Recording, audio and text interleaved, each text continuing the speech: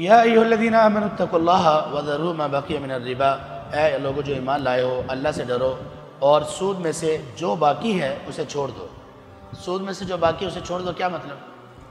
اس کا مطلب یہ ہے کہ آپ لوگ اگر کوئی بندہ کسی نے کسی کو پیسے دیے سود پر، جب اس کو سمجھ آ گئی تو وہ صرف اپنے پیسے واپس لے، سود چھوڑ دو۔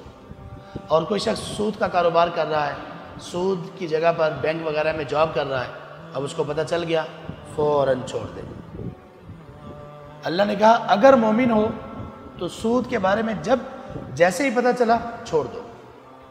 اسی طرح یہ جو نمبر لینا لوگ لیتے ہیں نا، وہ نمبر اور بعد میں وہ پرائز بانڈ وغیرہ، یہ سب سود کی شکلیں ہیں۔ کوئی بھی شکل سود کی ہو سب چھوڑ دو اگر مومن ہو۔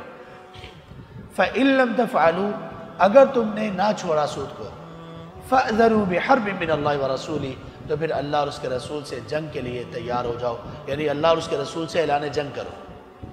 یہ سود ہے اور یہ سود کی خباثت اور یہ سود کی ہلاکت ہے۔ لیکن افسوس ہے کہ ہمارے سبحان اللہ چھوٹے سے لے کر بڑے لوگوں تک پورا ملک اور سارے ہی مسلمان ممالک تھوڑے یا زیادہ سود میں جکڑے ہوئے ہیں، سودی نظام ختم نہیں کر رہے، اور اس نظام کو ختم کرنے کے لیے بہت بڑا حوصلہ چاہیے، بڑا ایمان چاہیے۔ اور یہ ایمان کیسے آئے گا؟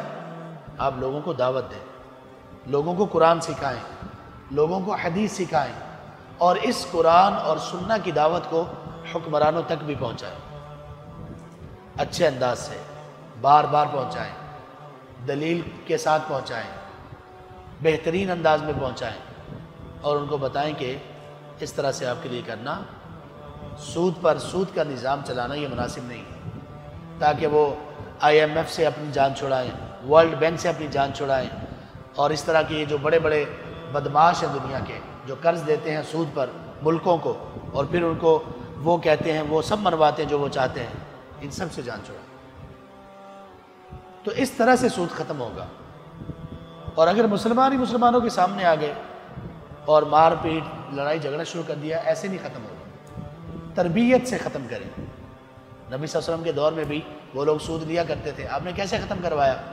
ان کی تربیت کی، پہلے ان کو آخرت کی تربیت ان کی، پھر ان کا احکام و مسائل دیے، پھر کہا کہ سود سب سے پہلے اپنے خاندان کا سود میں معاف کرتا ہوں، ختم کرتا ہوں۔